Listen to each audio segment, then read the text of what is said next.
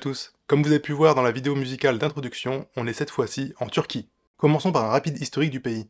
La Turquie et sa région a été le théâtre de nombreux conflits à travers les âges. Son emplacement est important car c'est une des portes principales entre l'Asie et l'Europe. Depuis plus de 2500 ans, les plus grands empires se battent pour conquérir ces terres. L'empire perse, grec, romain byzantin et ottoman y ont combattu. Deux empires ressortent du lot. L'empire byzantin, chrétien, qui occupait les lieux de 395 à 1453, et l'empire ottoman musulman, entre 1299 et 1922. Cela a donné une couleur religieuse et historique unique et intéressante à la Turquie. Istanbul est à l'image du pays, millénaire et chargé d'histoire. D'abord fondée en 667 sous le nom de Byzance par l'Empire grec, elle a été conquise par l'Empire byzantin en l'an 330, qui l'a renommée Constantinople. Ce n'est qu'en 1930 qu'elle abordera officiellement le nom d'Istanbul suite à la chute de l'Empire ottoman. Istanbul, c'est aujourd'hui 15 millions d'habitants. C'est gigantesque. Pour imaginer, Paris intramuros, c'est 105 km². Istanbul, c'est 5343, soit une ville 53 fois plus grande en superficie que Paris. Elle est la capitale touristique, économique et historique de la Turquie. Par contre, ce n'est pas la vraie capitale administrative, qui elle, est Ankara. La ville recèle énormément de pépites, en particulier un de ses icônes, la magnifique Hagia Sophia, aussi Sainte Sophie. Construite en tant qu'église au VIe siècle par les Romains, elle fut transformée en mosquée par les Ottomans. La salle principale possède une coupole de 33 mètres de diamètre, perchée à 55 mètres de hauteur, un exploit d'ingénierie pour l'époque. D'autant plus qu'elle est située sur une terre propice au tremblement de terre, mais elle est toujours debout 1500 ans plus tard.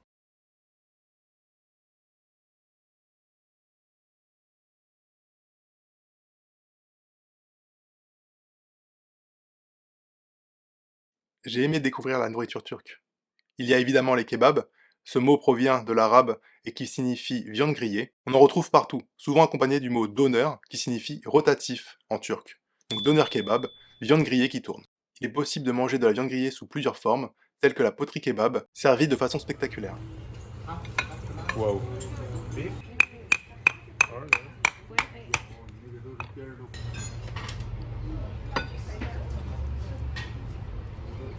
J'ai particulièrement apprécié les pâtisseries, comme les tres leches, gâteaux aux 3 laits, déclinés sous des saveurs différentes et originales, à l'image de ce tres leches au safran, un régal. Ou pour terminer, le kunefe, un gâteau à base de fin vermicelle garni de fromage, un goût proche du kouign-amann, mais avec une texture et une saveur très surprenantes.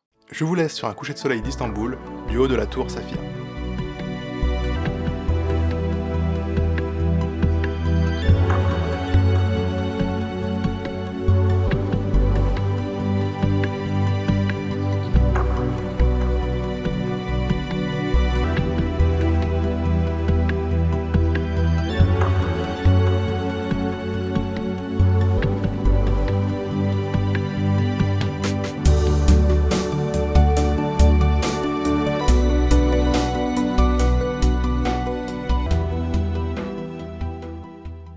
Après Istanbul, on a pris un petit bus pour aller à Gorome, une petite ville de Cappadocia. C'est une ville très connue, on voit énormément de photos sur Instagram. C'est une ville avec beaucoup de montgolfières qui s'envolent. Et ça a la particularité d'être une ville qui a été construite avec énormément de maisons troglodytes. Les maisons troglodytes, c'est les maisons qui ont été taillées directement dans la pierre, dans les montagnes, dans les roches.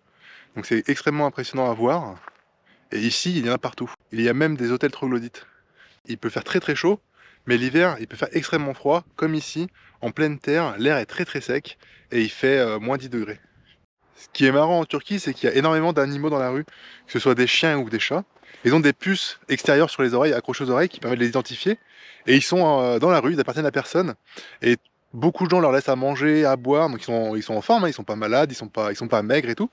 Et ces animaux qui sont très très gentils, en fait, ils viennent tout le temps nous voir. Les chats, ils viennent, ils montent sur les jambes pour les caresses. Les chiens, ils viennent aussi. Et bah, c'est super cool. Voilà.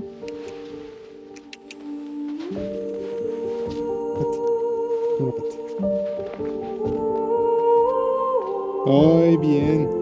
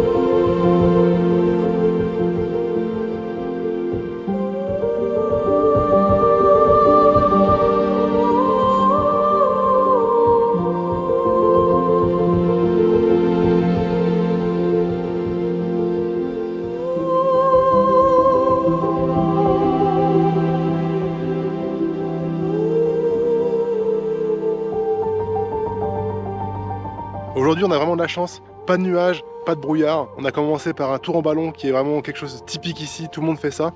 C'est très instagrammable, mais par contre c'est vraiment une expérience qui est magnifique. Je pense que c'est une des plus belles choses que j'ai pu faire dans mes voyages pour l'instant. Et on va enchaîner par une visite du musée à ciel ouvert, qui est un ensemble de maisons troglodytes qui a plus de 1000 ans.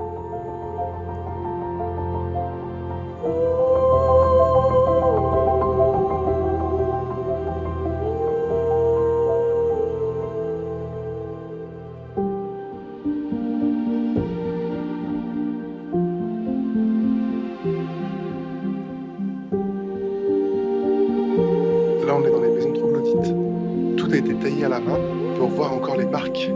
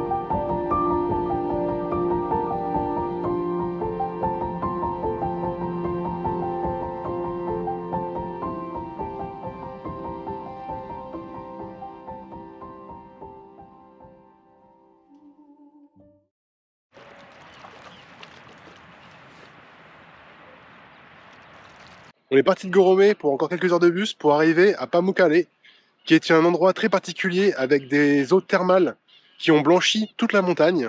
Ici on retrouve des vestiges du peuple grec, mais aussi l'utilisation des eaux thermales par le peuple romain.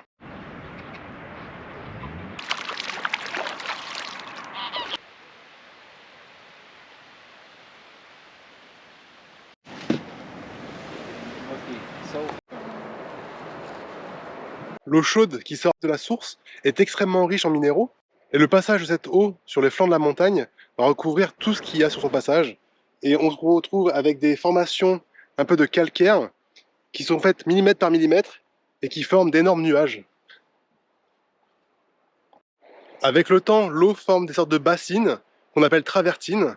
Pour ne pas abîmer les travertines naturelles, des bassines en béton ont été faites, et l'eau passant encore et encore ont formé des travertines qui ressemblent énormément, qui sont quasiment identiques au naturel, mais dans lesquelles on peut aller marcher sans risquer d'abîmer du patrimoine.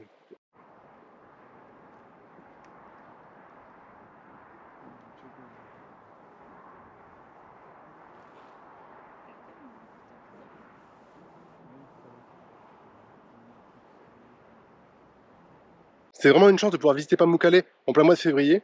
Il fait froid, mais il n'y a absolument personne. Là, on doit être 15 sur le site et c'est génial.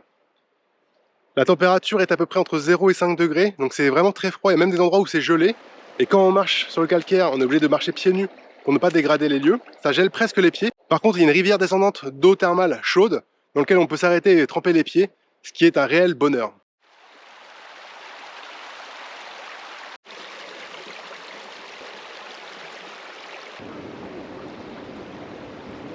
Pamukkale, c'est cette montagne blanche pleine de minéraux, mais c'est aussi la ville de Hiérapolis. Hiérapolis a été construite au IIe siècle avant Jésus-Christ par les Grecs, qui a rapidement été conquise par les Romains, qui l'ont transformée en cité balnéaire. La terre est très instable ici, il y a eu énormément de tremblements de terre à travers les siècles. Tout a été partiellement détruit, voire complètement détruit, mais on peut retrouver à l'heure actuelle des vestiges des édifices principaux, tels que l'agora, le théâtre, et même une piscine thermale. Cette piscine est très connue car elle est extrêmement belle. L'eau est limpide, elle a été construite sur une source chaude, qui est à 36 degrés été comme hiver, dans lequel on peut se baigner, au sein de vestiges anciens tels que des colonnes antiques qui se sont effondrées avec le temps. On l'appelle piscine de Cléopâtre parce qu'il paraît que Cléopâtre s'y serait baignée une fois. Voilà, c'est fini pour ce voyage en Turquie. J'espère que ça vous a plu. Pour ma part, c'était une expérience incroyable. Je m'attendais à rien du tout, j'avais rien préparé vraiment. Je suis venu sans aucune idée en tête et j'ai découvert un pays qui est fantastique en termes de culture, en termes de localisation, de nature. En termes touristiques, ça a été bien aménagé. Franchement, pour moi, c'était une des plus belles expériences de voyage. Ça a été très surprenant et j'espère que vous irez y faire un tour parce que c'est un pays qui vaut vraiment le détour.